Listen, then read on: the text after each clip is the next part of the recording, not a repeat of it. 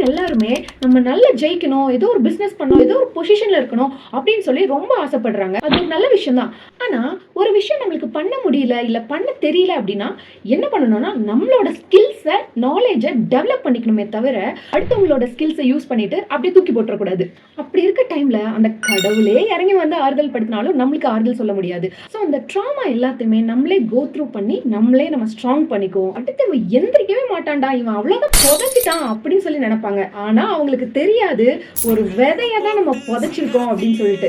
அதுக்கப்புறம் அது எந்திரிச்சு வரும் வேகம் இருக்கும் பாருங்க, புல் வேர் விட்டு செம்ம ஸ்ட்ராங்கான ஒரு கம்பேக்ல ஒரு பெரிய மரமா முளைச்சு வரும். என்ன பொறுத்தளவுக்கு மத்தவங்க மாதிரி மத்தவங்கள பத்தி கேரக்டர் அசாசினேட் பண்ணாம இந்த மாதிரி ஒரு கம்பேக் கொடுக்கறது தான் நல்ல ஒரு ரிவெஞ்ச் அப்படின்னு சொல்றேன். நீங்க என்ன சொல்றீங்க?